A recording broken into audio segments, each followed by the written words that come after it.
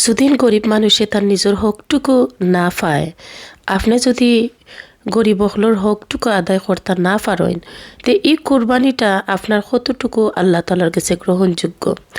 আসসালামু আলাইকুম আর রহমতুল্লাহি ওবারাকাতুহু। প্রিয় ভাই বোন, আশা করি যে যেখানে আছেন অনেক বেশি ভালো আছেন। আজকে খুবই ছোট্ট একটা ব্লগ লইয়া হাজির হয়েছে এবং আজকের ব্লগটা হইল গিয়ারি অনেক পয়নাইতে রিকোয়েস্ট করছিল আমার হাজবেন্ডের বাড়ি দেখাইবার লাগি। তো ফাইনালি আজকে আপনার লগে শেয়ার করে দিলাম বাড়িটা। তো এখানে আসলে আমার সব আছেন, আমার বাসুর আছেন, যা তারা আছেন।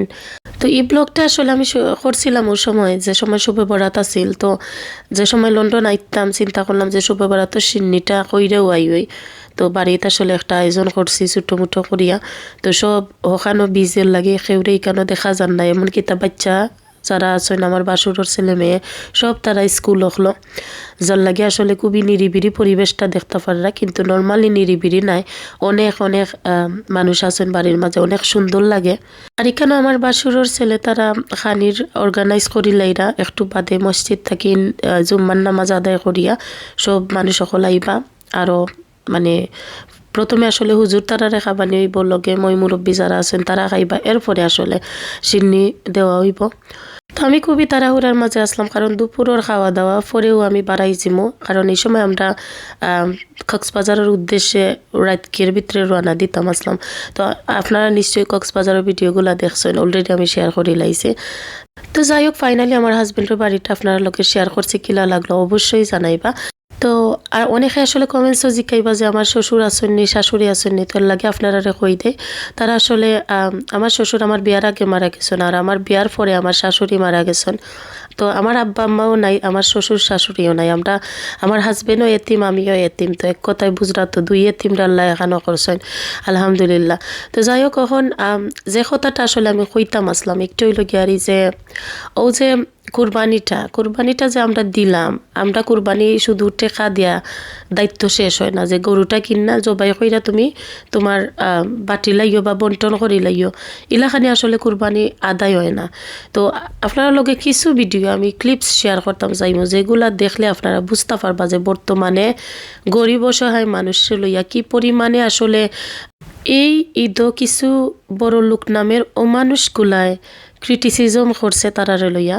কিছু ফ্যামিলির মানুষ সকল আছেন, এরা আসলে কুরবানির জিনিসটা কিতা এখনও কিন্তু তারার হি আইডিয়াটা নাই। শুধু তারা মনে করেন যে বিদেশ থাকি টেকা আইছে, গরু একটা জব করা লাগবো। কিছু গরিব অসহায় সকলরে বাটমুয়ার আস্থা হারাই দিমুনিয়া, মানে বেসর দেখা হারাই দিমুনিয়া ফ্রিজও, যেটার মানে যেন আস্থা বছর তারা বইয়া বইয়া খাইতে পারো না, আর কিনা লাগে না। তো আমার কথা হইল আর্থিক অবস্থা যদি আল্লাহ পালা দিছেন, প্রবাস নিজের ফ্যামিলি মেম্বার সকল আছেন, তারা তো মাসে মাসে আপনারা পয়সা করি দিরা, আপনার তৌফিক আছে, আপনি চাইলেও তো কিনা খাইতে পারবা। তো এই ফ্রিজরে কিতার লাগে একবারে লোড হইরা তো আর দরকার যে আর কিনা লাগতো না মাংস খাইবা আপনি। তো এটার জোয়াকও কিন্তু আল্লাহর কাছে দেওয়া লাগবে, কারণ এগুলো আমি মাত্রাম কিছু প্রেক্ষিতে ধরি লওকা গত মানে ওই ঈদর বাদে আকিল একটা ভিডিও আমার চকুর সামনে পড়ছে, যেগুলা খুবই দুঃখজনক ভিডিওগুলা, যেগুলাই মনে হইল যে যদিও আমরা সিলেট পাইছে অনেক এই বালা করি কুরবানি আমরা দেই আলহামদুলিল্লাহ, কিন্তু অনেক মানুষ আছে যারা বালা করি কুরবানি দিতে পারে না, জাস্ট তারা এটা মানে ডং করে গরিব মানুষ সকলরে লইয়া। আর আপনারা আরও একটা ইনফরমেশন দেই যে ধরকা আপনি মনে করেন 1 বছরের লাগে আপনি কুরবানির মাংস তৈয়া খাইবা, কিন্তু একটা আপনার ক্যান্সারের লাগে অন্যতম একটা কারণ হইতে পারে, একটা আপনারা জানেননি। আর যদি আমার কথা বিলিভ নাই, আপনারা একটু রিসার্চ কইরা দেখবা, আপনি পাইবা। কারণ আপনি যে মাংসগুলা তৈরা এটার মিনিমাম ডেট হইল গাড়ি 3 মাস। এখন এই মাংস যদি 3 মাসের উপরে পর্যন্ত আপনি তৈয়া খাইতে, একটা আপনার লাগি অনেক বড় রোগের কারণ হইতে পারে। আর যে সময় মাংস ফ্রিজও তৈন অনেকে আসেন মানে রক্ত শুদ্ধা কিন্তু হারাইয়া পেক কইরা তৈরা এখন পলিথিন দি, যেটা আরও বেশি ভয়ঙ্কর। তো এগুলা একটু সেন্স খাটানি লাগে যে খিতা খিলা হেলথর লাগি ভালো হইব। তো আমরা বর্তমানে আসলে হেলথর চিন্তা না কইরা আমরা শুধু খালি কিলা খার হক মাইরা খাওয়া যায়, কিলা গরিবর হক মাইরা নিজের ফ্রিজও টাসাইয়া তোয়া যায়, অতটুকু। তো আসলে ওখান যে ভিডিওটা দেখতে পারা একটু হইলে গেলে আমার বাসুরের মেয়ের বাড়িত গেছি দাওয়াতর রাইতকে, মানে অত আইটেম খরচন ফুইরে আকিল কিতা কইতাম, আমি তো ফুল অলরেডি সিন্নি খাইয়া আইছি, মানে খিলা খাইতাম অতখানি নিজেও জানি না। তো আফার দুলাভাই তারারেও লগে নিছি, আর আমার বাসুরের মেয়েটা অত কষ্ট কইরা রাঁধছে না কিলা প্রত্যেকটা আইটেম অত মজা হয়েছে আলহামদুলিল্লাহ। শ্বশুর বাড়ি আসলে সকলের মায়া পাওয়াটাও কিন্তু অন্যরকম একটা ভাগ্য লাগে। আলহামদুলিল্লাহ আল্লাহ আমার এই ভাগ্যটা দিছেন। আমি সবর মায়ার থাকি, সবে আমার মায়া করেন। আমি যে ঘরের বউ বা আমি যে চাচ্ছি আমি ইলা কোনো ডিফারেন্স কিন্তু তারার মাঝে নাই। তারা সব সময় সবর জায়গা থাকি আমারে মায়া করেন। আর আমিও চেষ্টা করি সবর মতো করিয়া নিজর আপন মনে করিয়া মায়া করতাম। তো যাই হোক, যে কথার মাঝে আসলাম, কারণ এখানে যদি না মারতাম আপনারা বুঝলেন যে আফাই তো মাদানিবালা সিন্নি খাইয়া গেল, এখন গিয়ে অতখানি কেমনে খাইন, মানে কুনা নগিয়া খাইন। তো ব্লগ যেহেতু শেয়ার করছি তো আপনারা কনফিউশন হইতা না করি হইলাম আকিল। তো যাই হোক, এখন কিছু ভিডিও ক্লিপস আপনার লগে আমি শেয়ার করলাম যেগুলা দেখলে আপনারা নিজের চকুর পানিও আটকাইয়া রাখতে পারতা নাই। সত্যি কথা কইলে কিতা, যদি বড় লোক হলে কুরবানি দিতা না পারেন, আমার কাছে মনে হয় যে কোনো মাদ্রাসার আন্ডারে কিংবা এতিমখানার আন্ডারে যদি কুরবানির গরুটারে দেওয়া হয়ে যায় বা গরুর টেকা দেওয়া হয়ে যায়, হয়তো এটলিস্ট হয়তো বা গরিবর ফেটো কুরবানির মাংসটা যাইব এবং আল্লাহ তালার কাছে এটা গ্রহণযোগ্য হইতে পারে।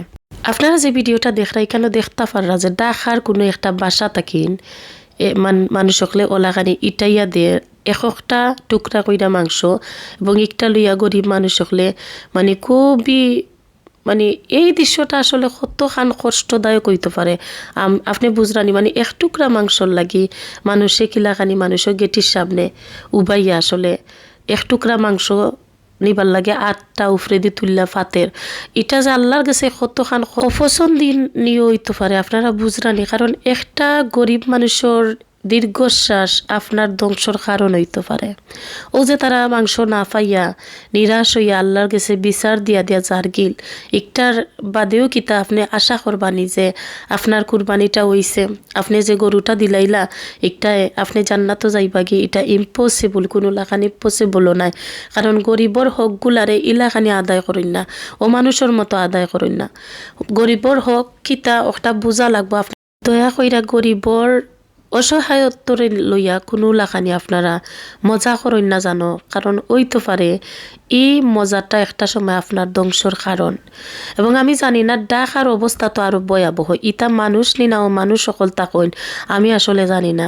এর লাগিও তো আল্লাহ যে নারাজ হইতা না বন্দার প্রতি, যে আল্লাহ গজব ডালতা না, এটা খেনে ডালতা না, আপনারাও দেখোকা।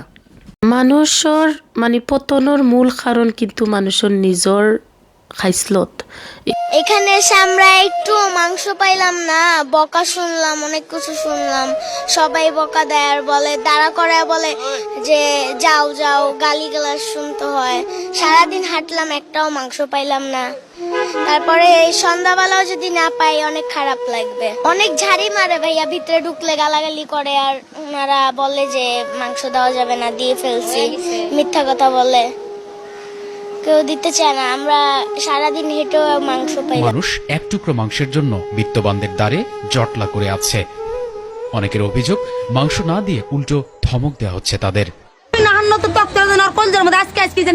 আল্লাহ 2বার করে 3বার করে গুল্লা মারলে এক টুকরা মাংস দিল না আল্লাহ। এখন মুখটা পয়সা না করলো আল্লাহ, আল্লাহ এই মাংস দেন আল্লাহ পু করে জানি ফিরে দাম আল্লাহর কাছে। ওই যে বাসাটা, ওই যে বাগান বাড়ি, এই বাগান বাড়ি 3বার করে ঘুরাইলো, একটু করে ঘুরে আহেন পাবেন, শিউর পাবেন, এত গ্যারান্টি দিয়ে বলে এখন বলে এক টুকরা মাংস বলে নাই। ঠাডা পরে বলে গরু হুইতে বলে ফ্রিজে ঢুকে বসেছিল অনেকক্ষণ বা মিনিমাম 3 থেকে 4 ঘন্টা বা গরু জবাই দিছে 4টে। এখন গেলাম গা, আর মাংস খাওয়া লাগবো না। নামের কুরবানি, কামের কিছুই না। ইল্লা গরু আমরা 4টা 5টা করে কিন্তু দেখাবো যে না জানি কত বড় লোক, কত কোটি। এবলা আপনারা খৌকা যে একজন গরিব মানুষে যে সময় অভিশাপটা দিলাই বা এর বাদেও কিতা কুরবানি গ্রহণযোগ্য ওইবনি আল্লাহর কাছে, এটা তো হিতে আরো বিপরীত হইব। আপনার আমার লাগি ভয়ঙ্কর কোনো কিচ্ছু হইতে পারে। তো এর লাগি দয়া কইরা কুরবানি দেবার সময় আপনারা দয়া কইরা বালা করি খেয়াল রাখবা যে হক কতটুকু আত্মীয় স্বজনে পাইরা, কতটুকু নিজের মাইনচে রাখরা আর কতটুকু গরিবর মাঝে দিরা। কারণ গরিব হকলর হক হইল আগে, এরা যদি হক না পায় তে আপনার কুরবানিও হইতো না, আপনি ধ্বংস হইবা। এমনকি তা যে নেকির লাগে আপনি কুরবানিটা দিরা, নেকির তাকে উল্টাটা দইরা আপনি হইতে পারে ই কুরবানি আপনার ধ্বংসর কারণ। আর ঢাকা ইতার অবস্থা খুবই ভয়াবহ। এরা আসলে কি পরিমাণে গরিব মানুষ সকলের লগে মানে এই জিনিসগুলা করেন আপনারা তো দেখছেন ভিডিওর মাঝে দোয়া করি আল্লাহ প্রত্যেকটা মুসলমান সকলরে হেদায়ত কর্তা আর বিশেষ কইরা বড় লোক ও মানুষ সকল যেটা আছেন ইতারে আসলে আল্লাহ হয় ধ্বংস কর্তা নাইলে হেদায়ত কর্তা কারণ ইতায় দুইটা পয়সার মালিক হইয়া যেতা মন ধরে করে হাসা কথা যেটা যে আলহামদুলিল্লাহ আমরা সিলেটবাসী যথেষ্ট পরিমাণে বালা আছেন যদিও কিছু আত্মীয় স্বজন হকলোর কারণে তারার প্রকৃত হকটুকু গরিব হকলোর কাছে পৌঁছাইয়া দিতে পারেন না কারণ তারা তখন প্রবাসী আত্মীয় স্বজন অনেকেই আছেন তারা তো বালা করি কুরবানি দিতে পাররা কিন্তু অনেক ফ্যামিলির মাঝে ইলাও আছে যে আস্থাটা কুরবানির গরু তারা ফ্রিজও হারাই দেয় তো আপনারা এই জিনিসগুলা একটু খেয়াল রাখবা যে কুরবানিটা আপনার যথাযথভাবে বন্টন করা অন্যি এগুলা যদি আপনারা প্রবাস থাকেন তাইকেও যদি খেয়াল না করেন তা আপনার কুরবানি নাও হইতে পারে সব বালা থাকবা দোয়া করবা আমি খালাদার লাগে এবং দোয়া করবা আল্লাহ যেন গরিব অসহায় মানুষ সকলরে সাহায্য করেন এবং অমানুষ নামের কিছু বড় লোক সকলরে আল্লাহ হেদায়ত করেন আল্লাহ হাফেজ।